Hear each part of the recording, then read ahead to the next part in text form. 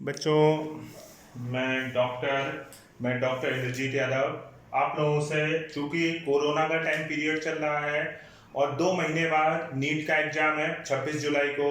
तो मैं चाहता हूं कि उसके पहले, आज 15 मई हो गई है, मैं चाहता हूं कि उसके पहले आप लोगों का लगभग 1 महीने के अंदर अंदर लगभग 15 से 20 दिन में ही पूरा बायोलॉजी का रिवीजन करा दूं। किस तरीके से रिवीजन होगा उस पर हम ध्यान देते हैं। अगर आप हमारे टॉपिक को बहुत ध्यान से सुनेंगे तो आपको पूरा टॉपिक तैयार हो जाएगा। जैसे मैं पहले तो आपको चाहूँगा कि मैं फिजियोलॉजी का रिवीजन कराऊं। फिजियोलॉजी का मतलब digestive system, respiratory, circulatory, nervous, endocrine, muscular, इस तरीके के जो लेसन है इन सबको मैं करा दूं कंप्लीट, जिससे कि मैक्सिमम क्वेश्चन इन्हीं से बनते हैं। अगर आपको ये चीज़ जूलॉजी में तैयार हो जाएगी तो उसके बाद आपको एनिमल किंगडम भी बहुत अच्छे से तैयार हो जाएगा। मतलब मैक्सिमम चीज़ें, बेस यही है। फिजियोलॉजी अगर आपको तैयार हो गई तो बाकी टॉपिक आपको जूलॉजी में बहुत आसानी से तैयार हो जाएंगे। तो मैं थोड़ा सा फास्ट रिवीजन कराऊंगा इस चीज़ को समझ। दूसरा, जो 11th के बच्चे जिनको हमने लेक्चर डाइजेस्टिव सिस्टम का दिया था तो उनको मैंने धीमे धीमे पढ़ाई था। उसके अलावा लास्ट में वो एक बार फास्ट रिवीजन देख सकते हैं। तो नीट के बच्चों के लिए फास्ट रिवीजन है ही, और जो 11th में स्टूडेंट हैं उनके लिए मैंने लेसन तो पढ़ा दिया था, जो टॉपिक वाइज मैंने पर डे थोड़ा थोड़ा करके पढ़ाया था, पर अब हम उसका रिवीजन करा रहे हैं। तो ध्यान देना है, हम लोग सबसे पहले डिस्कस करने जा रहे हैं डाइजेस्टिव सिस्टम के बारे में। हम लोग किसके बारे में डिस्कस करने जा रहे हैं? हम डाइजेस्टिव सिस्टम के बारे में डिस्कस करने जा रहे हैं। तो डाइजेस्टिव सिस्टम के बारे में देखो, सबसे पहले इंपॉर्टेंट बात ये आती है कि डाइजेशन की डेफिनेशन। तो डाइजेशन की आप डेफिनेशन जानते हो कि break down of complex food substance into simple absorbable form is known as digestion. ये बात कौन बोलता है? एनसीईआरटी बोलती है। इसके बाद डाइजेशन की बात करें तो डाइजेशन 2 टाइप का होता है, इंट्रासेलुलर और एक्स्ट्रासेलुलर। अगर हम लोग देखें फाइलम पॉलीफेरा में इंट्रासेलुलर होता है, सीलेंटेटा और टिनोपोरा में इंट्रा और एक्स्ट्रा दोनों होता है, जबकि फाइलम प्लेटिहेल्मिन्थेस से लेके कॉर्डेटा तक जो होता है वो कैसा होता है? एक्स्ट्रासेलुलर होता है। फाइलम कहां से कहां तक अगर हम लोग बात करते हैं तो फाइलम प्लेटिहेल्मिन्थेस से कॉर्डेटा तक जो होता है वो कैसा होता है? एक्स्ट्रा सेलुलर डाइजेशन होता है। अब नेक्स्ट इंपॉर्टेंट बात ये आती है, डाइजेशन में हम लोग पढ़ेंगे। हाँ, 2 बातें आपको अभी तक याद होना चाहिए। हम लोगों में डाइजेशन कैसा हो, एक तो डाइजेशन की आप डेफिनेशन जाने, दूसरी बात क्या जाने, डाइजेशन जो होता है कैसा होता है? हम लोगों में एक्स्ट्रा सेलुलर होता है, क्योंकि फाइलम प्लेटिहेल्मिन्थेस से लेके कॉर्डेटा तक कैसा होता है? Extra cellular. उसके अलावा अगर हम लोग बात करते हैं तो उसके अलावा आप एक बात जान रहे होंगे बहुत अच्छे से कि जितने भी एनिमल्स, सभी एनिमल्स में अगर हम लोग देखें, पहले डाइजेशन एसिडिक मीडियम में होता है और बाद में डाइजेशन बेसिक मीडियम में। सभी एनिमल्स की प्रॉपर्टी है, पहले डाइजेशन एसिडिक मीडियम में होता है, बाद में डाइजेशन बेसिक मीडियम में होता है। अब हम लोग डाइजेशन की बात कर रहे थे, तो डाइजेशन में एक बात आपको याद रखनी है कि डाइजेशन सिस्टम जो लेसन है उसमें 2 चीजों के बारे में जानना, एक तो एलिमेंट्री कैनाल और दूसरा digestive gland. Alimentary canal mouth से लेके एनस तक होती है। उसके बाद डाइजेस्टिव ग्लैंड में सैलिवरी ग्लैंड, लीवर और पैंक्रियाज आता है। क्या क्या आता है? सैलिवरी ग्लैंड, लीवर और पैंक्रियाज आता है। मैंने आपको बोला डाइजेस्टिव सिस्टम में हम लोग पहले किसके बारे में पढ़ेंगे? एलिमेंट्री कैनाल के बारे में पढ़ेंगे। जैसे हम लोग एलिमेंट्री कैनाल, पहले मैंने एलिमेंट्री कैनाल के बारे में लिखा हुआ है। एलिमेंट्री कैनाल कहां से कहां तक है? माउथ से लेके एनस तक है। जैसे देखा जाए, सबसे पहले माउथ हो गया, उसके बाद इस देखो, ये बहुत ही एक छोटे से बोर्ड पे, चूंकि आजकल कोरोना का टाइम चल रहा है तो उस चक्कर में रूम पे ही बनाया हुआ है, तो छोटा सा बोर्ड है। मगर आप प्रॉपर समझेंगे आपका 100% सभी क्वेश्चंस निकल जाएंगे। हमारी बात को बहुत ध्यान सुनो। इतने में ही मैं पूरा लेसन, इतना बड़ा लेसन है कि 10-12 लेक्चर चाहिए होते हैं बड़े बड़े, उसके बावजूद मैं एक लेक्चर में कंप्लीट कर रहा हूँ, तो इसको आपको समझना होगा। यहाँ पे मैंने कहा माउथ से लेके एनस तक एलिमेंट्री कैनाल कहां से कहां तक होता है? माउथ से लेके एनस तक एलिमेंट्री कैनाल होता है। तो सबसे पहले क्या हो गया? माउथ हो गया। सबसे पहले क्या हुआ? ये पहले ये चीज समझना है, यहाँ आस पड़ोसियों को आपको ध्यान नहीं देना, पहले ये चीज, उसके बाद में एक एक चीज क्लियर कर। माउथ से पहले हम एलिमेंट्री कैनाल डिस्कस कर रहे हैं। माउथ से एनस तक एलिमेंट्री कैनाल होता है। तो माउथ हो गया, मुंह हो गया, मुंह की कैविटी क्या बोलते हैं? बक्कल कैविटी बोलते हैं। मुंह की कैविटी क्या बोलते हैं? Buccal cavity. और बक्कल कैविटी हम लोग टीथ और टंग के बारे में पढ़ेंगे। किसके बारे में पढ़ेंगे? टीथ और टंग के बारे में पढ़ेंगे। उसके बाद क्या है? ईसोफेगस। हमारे जो गर्दन में नली होती है, पाइप होता है, उसको क्या बोलते हैं? ईसोफेगस। तो फिर हम किसके बारे में पढ़ेंगे? हम लोग ईसोफेगस के बारे में पढ़ेंगे। उसके बाद आता है ईसोफेगस के बाद आएगा स्टमक। क्या चीज आएगी? स्टमक आएगा। स्टमक के 4 पार्ट होते हैं, वो चीज हम यहाँ पढ़ेंगे।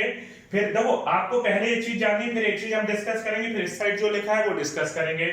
मैंने कहा माउथ, माउथ के बाद ईसोफेगस, मुंह हो गया, मुंह के बाद ईसोफेगस, गर्दन की नली, उसके बाद क्या? स्टमक, स्टमक के बाद स्मॉल इंटेस्टाइन के 3 पार्ट होते हैं, ड्यूडेनम, जेजुनम और इलियम। उसके बाद हम लोग पढ़ेंगे लार्ज इंटेस्टाइन, उसके बाद उसके 3 पार्ट होते हैं, सीकम, कोलोन और रेक्टम। कितने पार्ट होते हैं? सीकम, कोलोन और रेक्टम। तो इतनी बात मैंने अभी आप एलिमेंट्री कैनाल जाने की पूरा digestive system endodermal in origin होता है। दूसरी बात हम लोग डिस्कस किए कि डाइजेस्टिव सिस्टम में एलिमेंट्री कैनाल और डाइजेस्टिव ग्लैंड के बारे में पढ़ेंगे।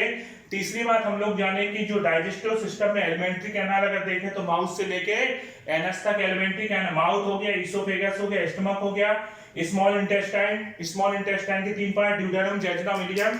उसके बाद है लार्ज इंटेस्टाइन, सीकम, कोलन और रेक्टम। अब हम लोग एक एक चीज डिस्कस करेंगे। सबसे पहले बात आई माउथ की। किसकी बात आई बेटा? माउथ की बात आई। तो माउथ की कैविटी को बोलते हैं बक्कल कैविटी। क्या बोलते हैं? Buccal cavity. बक्कल कैविटी में टिश्यू की लाइनिंग होती है जिसको बोलते हैं स्ट्रेटिफाइड स्क्वामस एपिथेलियम। यहां पे मैंने शॉर्ट में लिख दिया, आप लोग उस तरीके से हमारी बातों को सुन के नोट्स भी तैयार कर सकते हो जो नीट की तैयारी कर रहे हैं बच्चे। मैंने कहा ये पीएमटी में क्वेश्चन बन चुका है, बक्कल कैविटी में कौन सी एपिथेलियम होती है? तो स्ट्रेटिफाइड स्क्वामस एपिथेलियम। तो बक्कल कैविटी की एपिथेलियम हम लोग जान गए कौन सी एपिथेलियम है बच्चों। तो बक्कल कैविटी की जो एपिथेलियम वो है स्ट्रेटिफाइड स्क्वामस एपिथेलियम।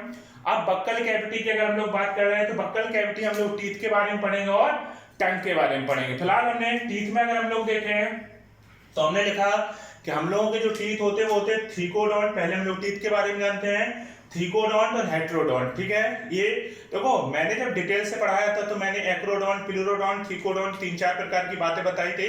आप फिर भी सुन लो कि फिश, एम्फीबिया, रेप्टाइल्स, बर्ड्स और मैमल्स। अगर देखा जाए वर्टिब्रेट्स में टीथ का पाया जाना वर्टिब्रेट्स का इंपॉर्टेंट कैरेक्टर है। टीथ के दांतों का पाया जाना वर्टिब्रेट्स का इंपॉर्टेंट कैरेक्टर है। और अगर हम लोग देखते हैं कि टीथ, जैसे हमारा तो एनसीईआरटी में हमारा जो नीट का एग्जाम आता है उसमें तो ह्यूमन का आता है, फिर भी जान लो मैंने टीथ को अलग अलग टाइप से डिवाइड किया था। मैंने कहा था एक्रोडोंट, प्लूरोडोंट और थ्रीकोडोंट। एक्रोडोंट टीथ पाए जाते हैं फिश में, किसमें पाए जाते हैं? फिश और एम्फीबिया में एक्रोडोंट पाए जाते हैं। रेप्टाइल्स में प्लूरोडोंट पाए जाते हैं। क्रोकोडाइल एक ऐसा रेप्टाइल्स है जिसमें थ्रीकोडोंट टीथ होते हैं, प्लूरोडोंट नहीं होते हैं। बर्ड्स में टीथ एब्सेंट होते हैं। एक चिड़िया थी जिसके पास टीथ थे, उसका नाम था आर्कियोप्टेरस। क्या नाम था? आर्कियोप्टेरस को कनेक्टिंग लिंक बोलते हैं। किस किस के बीच की कनेक्टिंग लिंक बोलते हैं? तो उसको बोलते हैं रेप्टाइल्स और बर्ड्स के बीच की कनेक्टिंग लिंक बोलते हैं। एक तो बात आपको याद आनी चाहिए। दूसरी बात क्या है कि अगर ह्यूमन की बात करते हैं तो ह्यूमन के बारे में एक तो आपको डेंटल फॉर्मूला याद आना चाहिए। डेंटल फॉर्मूला होता है हाफ अपर jaw upon half lower jaw. क्या होता है? हाफ अपर jaw upon half lower jaw into 2। तो 2123 अपॉन 2123 इनटू 2। तो ये लगभग 32, लगभग नहीं होता ही है, 32 टीथ होते हैं ह्यूमन में। छोटे बच्चों में अगर हम लोग बच्चों की केस में बात करें तो उनमें क्या हो, उनका डेंटल फॉर्मूला होता है 2102 अपॉन 2102 इनटू 2। कितना होता है? 2102। लिखा नहीं है मैंने, सुन लीजिए आप लोग, जगह की कमी का 2102 अपॉन 2102 इनटू 2। इसके अलावा आप लोग रैबिट का भी याद रखना, रैबिट का कभी कभी क्वेश्चन बन जाता है। तो रैबिट का जो डेंटल फॉर्मूला होता है वो होता है 2033 अपॉन 1023। क्या होता है? 2033 अपॉन 1023। रैबिट में जो होता है कैनाइन दांत एब्सेंट होता है। क्या होता है? कैनाइन दांत एब्सेंट होता है, इसलिए दो दांतों के बीच में जो स्पेस होती है उसे क्या बोलते हैं? डायस्टेमा। क्या टर्म यूज करते हैं? डायस्टेमा। तो डायस्टेमा क्या होता है? दो दांतों के बीच की जो स्पेस होती है उसे डायस्टेमा कहते हैं। तो टीथ के बारे में इतनी बात जान गया। फिर मैंने टीथ बना के जब डिटेल से पढ़ाया था वहां बताया था, पर यहाँ पे कुछ इंपॉर्टेंट बात जान लो। टीथ की जो सबसे बाहर की कवरिंग होती है उसे बोलते हैं इनेमल। क्या बोलते हैं? इनेमल। अब इनेमल के बारे में 2-3 बातें जानना। इनेमल जो होता है hardest part of the body होता है, हमारी बॉडी का सबसे हार्डेस्ट पार्ट। पीएमटी बहुत बार क्वेश्चन बन चुका है। Hardest part of the body क्या होता है? आंसर क्या दोगे आप लोग? इनेमल होता है hardest part of the body, पहला पॉइंट। दूसरा, इसमें लगभग 96% इनऑर्गेनिक सब्सटेंस होते हैं, कैल्शियम फॉस्फेट वगैरह होते हैं, इसलिए इतना मजबूत होता है। तो हार्डेस्ट होता है। दूसरा क्या है? इसमें इनऑर्गेनिक सब्सटेंस 96% होते हैं। ये एमिलोब्लास्ट सेल से बनता है। इनेमल एमिलो, कैसे फीलिंग मैच कर रहे हैं? नहीं कर रहे हैं? इनेमल एमिलो। इनेमल किस सेल से बना होता है? एमिलोब्लास्ट सेल से बना होता है। दूसरी बात आती है कि इनेमल की जो ओरिजिन होती है तो एक्टोडर्मा। तो इनेमल के बारे में 4 पॉइंट याद रखना। Hardest part of the body, इसमें 96% इनऑर्गेनिक सब्सटेंस होते हैं। इनेमल की ओरिजिन एक्टोडर्मल होती है और इनेमल एमिलोब्लास्ट सेल से मिलकर बना होता है। किससे बना होता है? एमिलोब्लास्ट सेल से इनेमल बनता है। दूसरी बात आती है डेंटाइन। क्या चीज होती है? डेंटाइन। डेंटाइन जो होता है इसकी ओरिजिन मीजोडर्मल होती है। कैसी होती है? मीजो। ये हमारी बोन्स की तरह हार्ड होते हैं, जैसे हमारी हड्डियां मजबूत होती है ना, हड्डियों की तरह मजबूत होते हैं। इसमें 70% इनऑर्गेनिक सब्सटेंस होते हैं, तो ये हड्डियों की तरह मजबूत होते हैं। इनेमल इतने मजबूत नहीं होते हैं। तीसरा पॉइंट है इनेमल के डेंटिन के बारे में कि मेसोडर्मल इन ऑरिजिन होगा और ये ओडोंटोब्लास्ट सेल से बनेगा। तो डेंटाइन के बारे में 4 पॉइंट। पहली बात मेसोडर्मल इन ऑरिजिन, दूसरी बात बोन्स की तरह मजबूत होते हैं, 70% इनमें इनऑर्गेनिक सब्सटेंस होता है, और चौथी बात ओडोंटोब्लास्ट सेल से बनते हैं। किससे बनते हैं? ओडोंटो, डेंटाइन ओडोंटोब्लास्ट। इतनी बातें क्लियर है? कोई दिक्कत तो नहीं हो रही ना आपको? शाबाश। उसके बाद जानते हैं हम लोग टीथ के बारे में 2 पॉइंट हम लोग और जानते हैं। जो टीथ होता है, हम लोग में 2 टाइप के टीथ होते हैं, एक होता है मोनोफाइडोन, एक होता है डाईफाइडोन। डाईफाइडोन से मोनो का मतलब, मोनो मतलब एक, फाइडोन मतलब टीथ। ऐसे टीथ जो लाइफ में एक बार हो, ऐसे टीथ जो लाइफ में एक बार हो उन्हें मोनोफाइडोन टीथ बोलते हैं, और ऐसे टीथ जो लाइफ में 2 बार उन्हें डाईफाइडोन बोलते हैं। तो मोनोफाइडोन की हम लोग में टोटल टीथ कितने होते हैं? 32। तो मोनोफाइडोन की संख्या 12 होती है, जबकि डाईफाइडोन की संख्या कितनी होती है? 20 होती है। मोनोफाइडोन कितना होगा? 12। ऐसे भी याद कर लेना, मोनो जिसकी स्पेलिंग 1 से शुरू हो मतलब 12, डाई जिसकी स्पेलिंग 2 से शुरू, डाई का मतलब 2, तो 2 मतलब 20, 20। तो 20 टीथ डाईफाइडोंट होते हैं और 12 टीथ कहते होते हैं मोनोफाइड। डाईफाइडोंट का मतलब आपने देखा, हम लोग छोटे थे तो सुंदर सुंदर छोटे छोटे दांत होते थे, फिर वो गिर जाते हैं, हिलाते रहते हैं हम लोग, तो वो जो टीथ होते हैं वो डाईफाइडोंट होते हैं। 2 बार जो हमारे लाइफ में होते हैं, जीवन में होते हैं, वो डाईफाइडोंट है, और जो एक बार हो वो मोनोफाइडोंट है। तो इतनी बात हम लोग जान गए टीथ के बारे में, डाईफाइडोंट और मोनोफाइडोन टीथ। हम लोग 32 दांत होते हैं, इतनी बात याद रखना। एक कुछ स्पेशल टाइप की टीथ होता है, जैसे टस्क। हाथी में अपर इंसीजर बाहर की तरफ निकले रहते हैं, उन्हें टस्क कहते हैं। हम लोग में टीथ होता है विजडम टीथ, जो लास्ट अक्कल दांत होते हैं, जिसे अक्कल दांत भी कहते हैं। अक्कल दांत को अक्कल दांत इसलिए नहीं बोलते कि उसके आने के बाद अक्ल आती है, एक्चुअली वो 18 साल के बाद आता है। 18 साल के बाद की वो एज होती है, माना यह जाता है कि इस एज में लोग अपनी अच्छाई और बुराई को जानने लगते हैं, अपने कैरियर के बारे में खुद से प्रिपेयर हो जाते हैं। तो देखा जाए अक्कल दांत को अक्कल दांत या विजडम टीथ क्यों बोलते हैं, आप आंसर दोगे कि वो नॉर्मली 18 साल के बाद आता है। किसी किसी में पहले भी आ जाता है और किसी किसी में 40 साल तक भी नहीं आता, तो आपको उसके लिए टेंशन नहीं लेनी है। तीसरी बात टीथ में जानते हैं पल्प कैविटी। पल्प कैविटी अंदर से आपने देखा होगा, छोटे में दांत टूटा था, अंदर से कैसा होता है? खोखला सा होता है। तो वो खोखलापन जो है वो कैविटी होती है, जिसे पल्प कैविटी बोलते हैं। पल्प कैविटी के अंदर ब्लड वेसल्स और नर्व का जाल फैला रहता है, जो कि एपिकल फोरामेन के द्वारा ब्लड वेसल्स और नर्व जाती है। तो उसको न्यूट्रिशन चाहिए कि नहीं चाहिए? बातें समझ में आ रही? तो टीथ के बारे में हम लोग जानेंगे। हम लोग जाने टीथ के बारे में, देखो बेटा कोई दिक्कत तो नहीं हो रही है। हम लोग टंग के बारे में जानेंगे। क्लियर हो गई बात? टंग के बारे में हम लोग टंग के बारे में डिस्कस कर रहे हैं। तो जीभ का क्या काम होता है? सिंपल सी बात है कि जीभ का काम क्या होता है? टेस्ट लेना। क्या होता है? टेस्ट लेना। तो सबसे आगे जीभ का जो सबसे शुरुआती पार्ट है, इससे मीठे का पता चलता है। क्या पता चलता है? मीठे का। सबसे पीछे से कड़वे का पता चलता है। बीच से और साइड से खट्टे और नमकीन का पता चलता है। ठीक है ना? मीठा इसलिए तुरंत रखो मुंह में, तुरंत पता। तो मीठे का सबसे आगे से पता चलता है, कड़वे का सबसे पीछे से पता चलता है, खट्टा और नमकीन बीच से और साइड से पता चलता है। टंग पे अगर हम लोग बात करें, हमारी जो जीभ होती है उसमें 3 प्रकार की पैपली होती है। कितने टाइप की पैपली होती है? 3 टाइप की पैपली पाई जाती है। एक को बोलते हैं फिलीफॉर्म पैपली, एक को बोलते हैं फंजीफॉर्म पैपली, एक को बोलते हैं सरकमवेलिक। फोलिएट पैपली हम लोगों में नहीं होती, पालतू जानवर कैटल्स वगैरह में फोलिएट चौथी टाइप, इसलिए मैंने वो भी लिख दी है, पर वो हम लोगों में नहीं होती। ह्यूमन में कितने टाइप की पैपली होती? तो आप आंसर दोगे 3 टाइप की, फिलीफॉर्म, फंजीफॉर्म और सरकमवेलिक। जो फिलीफॉर्म पैपली होती है सबसे छोटी पैपली होती है। कैसी होती है? जो फिलीफॉर्म पैपली होती है सबसे छोटी, वो नाम से भी लग रहा है, देखो नाम कुछ चीजें में नाम से याद, फिलीफॉर्म एकदम कमजोर नाम है ना, फिलीफॉर्म कमजोर नाम लग रहा है। तो फिलीफॉर्म क्या है? फिलीफॉर्म फिंगर की तरह होती है। पहली बात याद रखना, फिलीफॉर्म पैपली कैसी होती है? फिंगर की तरह होती है, सबसे छोटी पैपली होती है फिलीफॉर्म पैपली। दूसरी होती है फंजीफॉर्म। फंजीफॉर्म से किसकी याद आती है? फंगस। फंगस जैसे मशरूम वगैरह हम लोग खाते हैं, फंगस है ना, तो मशरूम कैसा नजर, अम्ब्रेला की तरह नजर आता है, छाते नुमा। तो फंजीफॉर्म से याद रखना फंगस की तरह होती है। फंगस की तरह मतलब कैसी नजर आती है? जैसे कि छाता हो तो छाते अम्ब्रेला लाइक नजर आती है, इनको फंजीफॉर्म पैपली बोलते हैं। तीसरी होती है सरकमवेलिक। सरकमवेलिक क्या होती है? नोबलाई, गोल गोल होती है, राउंडेड घुंडीनुमा बोलते हैं, नोबलाइक होती है, और ये सबसे बड़ी पैपली होती है। सबसे बड़ी पैपली कौन होती है? सरकमवेलिक पैपली होती है, और ये हमारी टंग के पीछे पाई जाती है। कहाँ पाई जाती है? टंग के पीछे पाई जाती है, और उल्टे वी का आकार बनाती है। जैसे वी हम लोग कैसे लिखते हैं? ऐसे लिखते हैं ना, तो ये कैसा आकार बनाती है? उल्टे वी के आकार का स्ट्रक्चर, उल्टा वी, उल्टे वी का एक आकार का स्ट्रक्चर बनाती है और उस स्ट्रक्चर को बोलते हैं सल्कस टर्मिनलिस। क्या शब्द यूज करते हैं? Sulcus terminalis. तो बातें समझ में आ रही।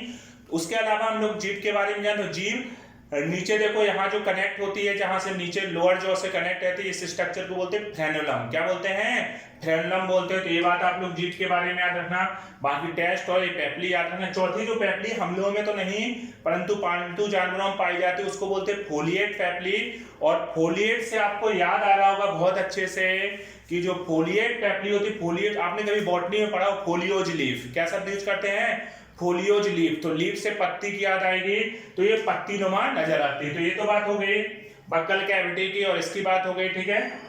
हाँ, बक्कल हम लोग एक चीज और याद रखना, हमारा जो ये पूछा जाए बक्कल कैविटी की जो छत होती है, बक्कल कैविटी की जो छत होती है क्या कहलाती है?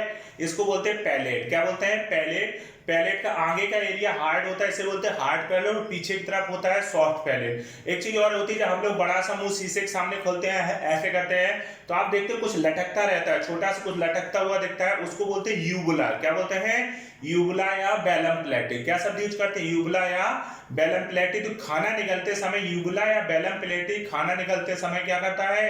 ये खाना निकलते समय हमारे इंटरनल नोस्ट्रल को बंद करता है। क्वेश्चन पीएमटी में बना कि यूबुला जो होता है या बेलम प्लेटी जो होता है वो आपका किस पैलेट से जुड़ा रहता है? हार्ड पैलेट से या सॉफ्ट पैलेट से? आप आंसर क्या दोगे? सॉफ्ट पैलेट से जुड़ा होता है। अब देखो हम लोग एलिमेंट्री कैनाल पढ़ रहे हैं, माउथ से माउथ के बारे में पढ़ रहे हैं, पर हमने बताया था कि डाइजेस्टिव सिस्टम में दो बातें हम लोग डिस्कस करते हैं, एक एलिमेंट्री कैनाल के बारे में, दूसरा डाइजेस्टिव ग्लैंड के बारे में।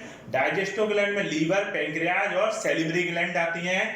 तो सैलिवरी जो ग्लैंड होती है हम यही डिस्कस कर लेते हैं तो ठीक रहेगा। हमने यहाँ पे सैलिवरी ग्लैंड बनाई है, शायद आप लोग देख रहे होंगे इस साइड से, अगर आप देखो ये मैंने सैलिवरी ग्लैंड बनाई है, दिख रहा है ना आपको? ठीक है, ये मैंने सैलिवरी ग्लैंड बनाई। तो सैलिवरी ग्लैंड में अगर हम लोग देखें तो ह्यूमन में 3 पेयर सैलिवरी ग्लैंड होती है। कितने पेयर सैलिवरी ग्लैंड होती हैं? सैलिवरी ग्लैंड काफी इंपॉर्टेंट है। ये आप इतनी बात आप समझ गए कि हम थोड़ा सा यहाँ पे आते हैं। ह्यूमन में 3 पेयर सैलिवरी ग्लैंड होती हैं, और अगर देखा जाए रैबिट और डॉग में 4 पेयर होती है, कैट में 5 पेयर होती है। फ्रॉग में सैलिवरी ग्लैंड नहीं पाई जाती है। पीएमटी में एक बार क्वेश्चन बना था, पर आजकल फ्रॉग पे क्वेश्चन नहीं आता है क्योंकि फ्रॉग को नीट से हटा दिया गया है। फिर भी हम लोग ध्यान देंगे, मैं आपको डिस्कस करता हूँ। ये जो चीज बनाई मैंने, ध्यान से समझना है, ये मैंने एक चेहरा बना दिया, ये देखो चेहरे की तरह लग रहा है, ये मुंह खुला हुआ है साइड, ये आंख बना दी, ये नोज हो गई, ये लिप्स हो गया नीचे वाला। तो हमने कहा 3 पेयर सैलिवरी ग्लैंड होती है। एक तो मैंने बनाई सबलिंगुअल, जीभ के नीचे ग्लैंड पाई जाती है जिनका नाम होता है सबलिंगुअल। कौन सी होंगी बेटा? सबलिंगुअल। जीभ के नीचे पाई जाती है सबलिंगुअल। फिर जीभ की साइड में, यहाँ जबड़े साइड, चूंकि ये 3D फिगर है नहीं तो साइड में बनाएंगे फिर नीचे आ जाएगी, इसलिए मैंने पीछे की तरफ बना दी। दूसरी जो होती है उनको बोलते हैं सब मैक्सिलरी। क्या बोलेंगे? सब मैक्सिलरी। तीसरी जो होती है उनको बोलते हैं पैरोटिड। क्या बोलेंगे? पैरोटिड। तो मैंने 3 बना दी, तीनों सबलिंगुअल। जीभ के नीचे कौन सी होगी? सबलिंगुअल। सब मैक्सिलरी कहाँ हो गई? यहाँ पीछे की तरफ हो गई। और पैरोटिड, यहाँ जो आंख है तो यहाँ पीछे कान होगा, तो कान के नीचे की तरफ होती है जो पैरोटिड होती है। तीनों बातें समझ में? सबलिंगुअल, सब मैक्सिलरी और पैरोटिड। क्लियर? अब देखो कि इनकी डक्ट का नाम जाने, इसकी डक्ट का नाम होता है रिडनस डक्ट, इसकी डक्ट का नाम होता है वाटसन डक्ट, इसकी डक्ट का नाम होता है स्टेंस। देखो इनमें क्वेश्चन क्या बनता है? क्वेश्चन ही बनता है कि किस ग्लैंड का क्या नाम है, उसकी डक्ट का क्या नाम है और उसका सिक्रीशन क्या होता है। अभी आप 3 ग्लैंड जान गए, सबलिंगुअल, सब मैक्सिलरी और पैरोटिड। सबलिंगुअल की डक्ट का नाम क्या है? रिडनस डक्ट, या एक और नाम होता है बर्थोलिन डक्ट। बर्थोलिन शब्द बायो में 2 जगह आता है, एक बर्थोलिन यहाँ पे डक्ट होती है, एक बर्थोलिन ग्लैंड होती है जो रिप्रोडक्टिव सिस्टम में पढ़ोगे आप लोग, फीमेल में पाई जाती है। फिलहाल हमने देखा सबलिंगुअल की डक्ट रिडनस डक्ट, सब मैक्सिलरी की डक्ट वाटसन डक्ट और पैरोटिड की स्टेंसन डक्ट। 3 डक्ट क्लियर हो गए। अब अगर हम लोग देखें जो सबलिंगुअल, ये देखो कैसे याद रखोगे, तो आप लोग ऐसे याद रखना, एम को, मैक्सिलरी की डक्ट का नाम क्या है? Watson duct. तो एम को उल्टा करो डब्ल्यू हो जाता है, एम को उल्टा करो तो क्या हो जाता है? डब्ल्यू। मैक्सिलरी वाटसन को देखो तो ऐसे लगता है जैसे भाई बहन हो, मैक्सिलरी का भाई वाटसन, वाटसन की बहन मैक्सिलरी, मतलब फॉरेनर भाई बहन, अपने आगे नहीं, राधे श्याम सीताराम नहीं, मैं आपको बात कर रहा हूँ, किसकी बात कर रहा हूँ, कल्लू रल्लू ये सब बात नहीं कर रहा हूँ मैं, थोड़ा फॉरनर, कैसा नाम, फॉरनर, विदेशी लोगों के जो नाम होते हैं ना उस तरीके, मैक्सिली का भाई वार्टन्स, क्या मैक्सिली का भाई वार्टन, तो मैक्सिली की डक का नाम क्या हो जाएगा, वार्टन्स डक। और देखो पैरोटिड में टी आता है, स्टेंसन में टी आता है, तो ऐसा लगता है पैरोटिड और स्टेंसन भी जैसे भाई बहन है, तो पैरोटिड की बहन स्टेंसन, स्टेंसन की बहन पैरोटिड, ऐसे आप सोचोगे याद हो जाएगा, ठीक है। उसके अलावा ये लास्ट बचा तो ये याद हो ही जाएगा। अब बात आती है कौन सी ग्लैंड किस चीज का सिक्रीशन करती है, तो जो सबलिंगुअल, अब यार एक बात बताओ, आपने खाना खाया तो खाने में क्या है, सबसे पहले एंजाइम मिलाना जरूरी है कि नहीं है, खाने में क्या करोगे, तो सबसे पहले जो ग्लैंड होगी वो क्या करेगी, एंजाइम का सिक्रीशन करेगी, तो सबलिंगुअल किसका सिक्रीशन करती है, एंजाइम का सिक्रीशन कर। अब यार खाने में एंजाइम मिल गया तो इसको फिसलने लायक बना दो, खाना ऐसे तो हम लोग नहीं खाते, खाना मुंह में रखा एक थप्पड़ लगा दिए खाना अंदर, ऐसा नहीं करते ना, तो हम लोग क्या बात कर रहे हैं, मैंने कहा सबसे पहले सबलिंगुअल है, सबलिंगुअल किसका सिक्रीशन करेगी, एंजाइम का सिक्रीशन करेगी खाने में। अब खाने में एंजाइम मिल गया तो उसको फिसलने लायक बना दो, मतलब उसमें म्यूकस मिला दो, तो जो दूसरी ग्लैंड होती है वो किसका सिक्रीशन करती है, म्यूकस का सिक्रीशन करेगी, तो सब मैक्सिलरी म्यूकस का सिक्रीशन करती है। अब होता क्या, खाना इसके कारण नीचे आता है। हाँ, पैरोटिड क्या है, पैरोटिड जो होती है वो एंजाइम प्लस म्यूकस दोनों का सिक्रीशन करती है, सिंपल सी बात है, पैरोटिड ऊपर है, ऊपर भगवान होता है, जो भी कमी होती है उसको पूरा करता है, तो पैरोटिड एंजाइम और म्यूकस दोनों का सिक्रीशन करती है। बात आती है इसमें कौन सी बड़ी और कौन सी छोटी है, तो सबलिंगुअल नाम से ही कमजोर, सबलिंगुअल नाम से ही कमजोर, सबलिंगुअल एंजाइम का सिक्रीशन करेगी, किसका करेगी ये तो जान ही गए हो, और सबलिंगुअल जो होती है सबसे छोटी होती है, पैरोटिड को मैंने भगवान का दर्जा दिया है, पैरोटिड सबसे बड़ी होती है, जबकि जो सब मैक्सिलरी है, सब मैक्सिलरी कैसी हो जाएगी, सब मैक्सिलरी अब सबसे छोटी हो गई सबसे बड़ी हो गई, तो इसको भी लगेगा, हमें भी भगवान ने कुछ नहीं दिया, तो सब मैक्सिलरी की जो डक्ट होती है सबसे लंबी डक्ट होगी। तो इन तीन चीजों में आपको कोई दिक्कत, हमने कुछ पॉइंट टीथ से रिलेटेड डिस्कस किए, टंग और सैलिवरी ग्लैंड डिस्कस किए, इनको देखिए कोई पॉइंट में दिक्कत तो नहीं आ रही बच्चों, ओके। हम लोगों ने डिस्कस किया माउथ के बारे में, और माउथ से रिलेटेड बातें टीथ, टंग और सैलिवरी ग्लैंड, तीन बातों के बारे में जाने। अब खाना क्या है, खाना मुंह से पहुंचता है आपके फेरिंग्स, फेरिंग्स एक चौराहा है कह सकते हैं, जिसमें क्या है डाइजेस्टिव ट्रैक और रेस्पिरेटरी ट्रैक वगैरह कनेक्ट रहते हैं। फेरिंग्स तीन प्रकार की होती है, और कान भी हमारा ओपन रहता है फेरिंग्स में आके, वो कान में पढ़ाएंगे। फेरिंग्स तीन टाइप की होती है, ओरोफेरिंग्स, नेजोफेरिंग्स और लैरिंगोफेरिंग्स, चलो उसमें बहुत इंपॉर्टेंट चीज नहीं है। फिर आती है हमारी गर्दन, भगवान ने गर्दन में दो पाइप डाले हैं, सामने की तरफ जो पाइप है उसे ट्रैकिया मतलब सांस वाला पाइप है, इसके पीछे की तरफ कौन सा पाइप होता है, पीछे खाने वाला पाइप होता है। एक चीज और जान लो, हमारी बॉडी पोजीशन के हिसाब से सामने वाली जो पोजीशन है वो वेंट्रल पोजीशन है, ये डोर्सल और ये लैटरल। ध्यान देना, वेंट्रल पोजीशन अधिकतर वही होती है जिस साइड बॉडी की ओपनिंग्स होती है, जैसे हमारा माउथ भी यहीं ओपन है, जेनाइटल्स भी यहीं ओपन है, तो कहीं ना कहीं अगर हम लोग देखते हैं कि हमारा जो हमारी गर्दन में भगवान ने दो पाइप दिए हैं, वेंट्रल साइड में क्या दिया है ट्रैकिया सांस लेने वाला पाइप, और डोर्सल साइड में क्या दिया है ईसोफेगस खाने वाला पाइप। ध्यान देना, पीएमटी में क्वेश्चन आ चुका, ईसोफेगस की जो ओपनिंग होती है, जैसे मैं यहाँ पे देखूं, ये गर्दन बना दूं, ये गर्दन हो गई, ये गर्दन हो गई, इसमें दो पाइप हो गए, आगे की तरफ क्या हो गया, आगे की तरफ हो गया ट्रैकिया, ये क्या है ट्रैकिया हो गया, और पीछे की तरफ क्या हो गया ईसोफेगस, ये क्या हो गया ईसोफेगस। तो ईसोफेगस की जो ओपनिंग होती है उसे गैलेट कहते हैं, जबकि ट्रैकिया की ओपनिंग को क्या बोलते हैं ग्लॉटिस। ग्लॉटिस के ऊपर कवरिंग होती है एपिग्लॉटिस की, तो याद रखना ईसोफेगस की ओपनिंग गैलेट, जबकि ट्रैकिया की ओपनिंग आपका क्या हो जाएगा ग्लॉटिस, ठीक है। अब बात आती है खाना, ईसोफेगस में कोई भी डाइजेशन की प्रक्रिया नहीं होती, खाना पहुंचता है स्टमक के पास। स्टमक में क्या क्या बातें इंपॉर्टेंट है ये बात जानिए।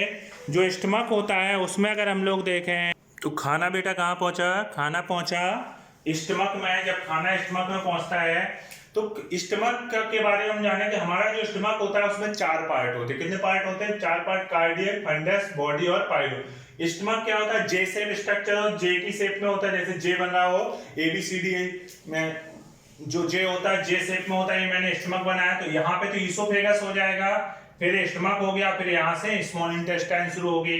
तो स्टमक के चार पार्ट हो गए, कार्डियक, फंडस, बॉडी और पाइलोरी। कितने पार्ट होते हैं, कार्डियक, फंडस, बॉडी और पाइलोरी। जहां पे कार्डियक पार्ट होता है वहां पे एक स्फिंक्टर लगा रहता है जिसको बोलते हैं कार्डियक स्फिंक्टर। क्या बोलते हैं, कार्डियक। खाना ऐसे तो आ जाए अंदर, मगर रिटर्न खाना बाहर ना जाए, खाना अंदर तो आ जाए पर खाना बाहर ना जाए। जब हमें वोमिटिंग होती है तब एक कार्डियक स्फिंक्टर ओपन होता है। ओपन कब होता है कार्डियक स्फिंक्टर? जब हमें वोमिटिंग होती है उस समय कार्डियक स्फिंक्टर ओपन रहता है। नॉर्मली कार्डियक स्फिंक्टर क्या है, अंदर की तरफ ही खुलता है जिससे कि खाना क्या है, अंदर आ जाए। तो उसके अलावा पाइलोरिक जो पार्ट है, जब ये इंटेस्टाइन में जुड़ता है तो पाइलोरिक रीजन में जो स्फिंक्टर पाया जाता है उसको बोलते हैं पाइलोरिक स्फिंक्टर। कुल मिला खाना आगे चला जाए, बैक ना जाए। अब स्टमक में जो इंपॉर्टेंट बात है, क्वेश्चन क्या बनता है, स्टमक में पाई जाने वाली सेल्स पे क्वेश्चन बनता है। किस पे क्वेश्चन बनता है? ये देखो स्टमक में मैंने स्टमक में तीन टाइप की हमने सेल बनाई। इनके आपको नाम याद होना चाहिए, इनका फंक्शन याद होना चाहिए। पहला मैंने बोला पहली एक सेल होती म्यूकस सेल। स्टमक की सेल में एक सेल कौन सी होती? Mucus cell. म्यूकस सेल का दूसरा नाम होता है नेक सेल। क्या होता है? नेक सेल, या पूरा कभी कभी नाम दे देते म्यूकस नेक सेल ही लिखा रहता है। तो म्यूकस नेक सेल किसका सिक्रीशन करती है? म्यूकस का। म्यूकस नेक सेल किसका सिक्रीशन करती है? म्यूकस का सिक्रीशन करती है। दूसरी बात मैंने बोली दूसरी सेल होती है जिसका नाम होता है पेप्टिक सेल, या उसी का दूसरा नाम होता है चीप सेल, या उसी का नाम होता है जाइमोजन सेल, या उसी का नाम होता है सेंट्रल सेल। ये क्या है? जो स्टमक में एंजाइम पाए जाते हैं पेप्सिन और रेनिन, वो इनएक्टिव फॉर्म में उनका सिक्रीशन करती है पेप्सिनोजन या पिरोरेनिन। उसके बाद तीसरी सेल होती है पैराइटल सेल, उसी को बोलते हैं oxyntic cell. Parietal cell HCl का सिक्रीशन करती है। उसके अलावा एक फैक्टर होता है जिसे बोलते हैं कैस्टल इंट्रिंसिक फैक्टर। क्या नाम होता है? कैस्टल इंट्रिंसिक फैक्टर होता है। तो एक कैस्टल इंट्रिंसिक फैक्टर का सिक्रीशन करती है।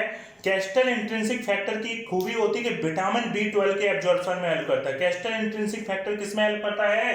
विटामिन B12 के एब्जॉर्प्शन में हेल्प करता है। और विटामिन जो B12 होता है देखा जाए आरबीसी के प्रोडक्शन में हेल्प करता है। तो पिछले 2 साल पहले एक नीट में क्वेश्चन आया था कि इन तीनों सेल में कौन सी सेल है जो आरबीसी को बनाने में हेल्प करती है? तो आंसर क्या होगा? Parietal cell. क्यों होगा?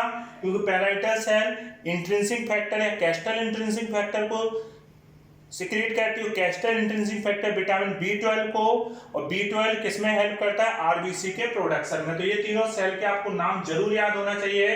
तो इस तरीके से स्टमक के बारे में आप जान गए। हमारा जो स्टमक होता है वो 4 चैम्बर का होता है। ऐसे ही जो पालतू जानवर होते हैं, पालतू जानवरों का भी स्टमक कितने चैम्बर का होता है? पालतू जानवर का स्टमक भी 4 चैम्बर का होता है। उसके नाम होते हैं र्यूमेन, रेटिकुलम, ओमेसम और एबोमेसम। र्यूमेन, रेटिकुलम, ओमेसम और एबोमेसम। तो र्यूमेन जो होता है, र्यूमेन रेटिकुलम, र्यूमेन सबसे बड़ा पार्ट होता है।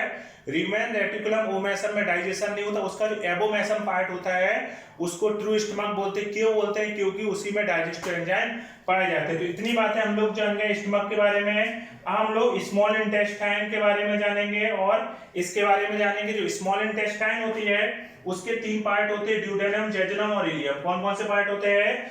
स्मॉल इंटेस्टाइन के 3 पार्ट होते हैं, ड्यूडेनम, जेजुनम और इलियम। ड्यूडेनम क्या होता है? इस तरीके से नजर आता है, इस तरीके से शेप होती है सी शेप। जैसे हमने बनाया यहां से आया, ये चीज यहां जुड़ गई, ये मैंने बनाया, ये सी शेप होता है। अब यार होता क्या है, मुंह में कार्बोहाइड्रेट का थोड़ा डाइजेशन होता है लगभग 30%, स्टमक में प्रोटीन का होता है, पर फैट का अभी तक डाइजेशन नहीं हुआ। तो होता क्या है, फैट के लिए बाइल जूस की जरूरत होती है। किसकी जरूरत होती है? Bile juice. तो बाइल जूस का फॉर्मेशन लीवर में होता है। यहाँ पे मैंने जोड़ी है ड्यूडेनम, ये ड्यूडेनम होगा। ड्यूडेनम में आके मैंने एक डक्ट जोड़ी है जिसको बोलते हैं हेपेटो पैंक्रियाटिक डक्ट। क्या बोलते हैं? Hepato pancreatic duct. तो हेपेटो पैंक्रियाटिक डक्ट के द्वारा क्या आता है? हेपेटो कभी भी नाम सुनना तो आपको लीवर की याद आनी चाहिए। हेपेटो नाम से किसकी याद आनी चाहिए? लीवर की। और पैंक्रियाटिक से किसकी याद आनी चाहिए? पैंक्रियास की। तो हेपेटो पैंक्रियाटिक डक्ट के द्वारा पैंक्रियाटिक जूस और बाइल जूस जो होता है वो इंटेस्टाइन में आता है, जिससे कि डाइजेशन की प्रक्रिया हो सके। मैंने पहले ही बोला था एसेसरी ऑर्गन, सहायक अंग। सहायक अंग कौन कौन से? लीवर, पैंक्रियाज और सैलिवरी ग्लैंड। ये डाइजेशन में सहायता करती है, एलिमेंट्री कैनाल का पार्ट नहीं है। अब यहाँ पे आपने देखा लीवर। अब देखो मैंने जो फिगर बनाया, इस फिगर को समझिए, इसमें क्या क्या क्वेश्चन बनता है। जैसे लीवर में बाइल जूस बना, क्या बना? लीवर में बाइल जूस बना। बाइल जूस आएगा यहाँ गॉल ब्लैडर में स्टोर होगा। कहाँ पे स्टोर होगा? Gall bladder. गॉल ब्लैडर की डक्ट को बोलते हैं सिस्टिक डक्ट। क्या बोलते हैं? Cystic duct. Gall bladder horse में अपसेंट होता है, तो यहाँ से इसमें गॉल ब्लैडर में स्टोर होगा। कॉमन हेपेटिक डक्ट के द्वारा यहाँ आएगा, गॉल ब्लैडर में स्टोर होगा। फिर गॉल ब्लैडर की डक्ट को बोलते हैं सिस्टिक डक्ट। क्या बोलते हैं? Cystic duct. एक हार्मोन होता है कोलिसिस्टोकाइनिन। कौन सा हार्मोन होता है? कोलिसिस्टोकाइनिन जो होता है वो गॉल ब्लैडर में कॉन्ट्रैक्शन करता है, बाइल जूस को रिलीज कराता है। तो इस तरीके से बाइल जूस यहाँ पे आता है। दूसरा मैंने बोला पेंक्रियास से पेंक्रियाटिक जूस आएगा, दोनों यहाँ पे आ जाते हैं। हाँ यार देखो यहाँ पे फूला फूला स्ट्रक्चर दिख रहा है, इसको बोलते हैं एम्पुला ऑफ बैटर। क्या बोलते हैं? Ampulla of Vater. वैसे बायो में जहाँ पे भी फूला हुआ एरिया होता है वहां पे एम्पुला टर्म यूज करते हैं, तो यहाँ पे मैंने टर्म क्या यूज किया? Ampulla of Vater. और यहाँ पे एक स्फिंक्टर होता है जिसको बोलते हैं स्फिंक्टर ऑफ ओडाई। क्या टर्म यूज करते हैं? Sphincter of Oddi. जबकि यहाँ पे एक स्फिंक्टर पाया जाता है जिसका नाम होता है स्फिंक्टर ऑफ बॉयडर। स्फिंक्टर का काम क्या होता है? एक बार कोई भी चीज आगे बढ़े मगर बैकअप ना जाए।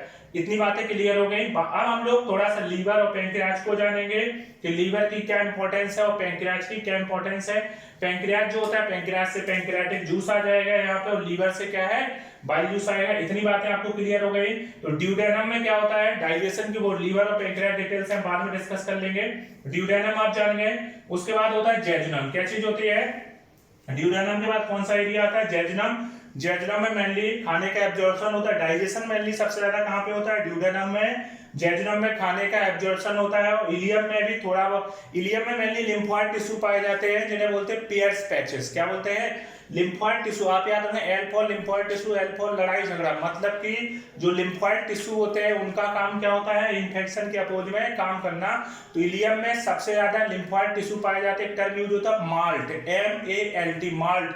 माल्ट का फुल फॉर्म होता है म्यूकोसल एसोसिएटेड लिम्फोइड टिश्यू। तो ये बात भी हमें याद रखनी है। इसके बाद हम लोग नेक्स्ट बात डिस्कस कर रहे हैं। इतनी बातें आपको क्लियर हुई कि नहीं हुई देख लीजिए आप एक नजर।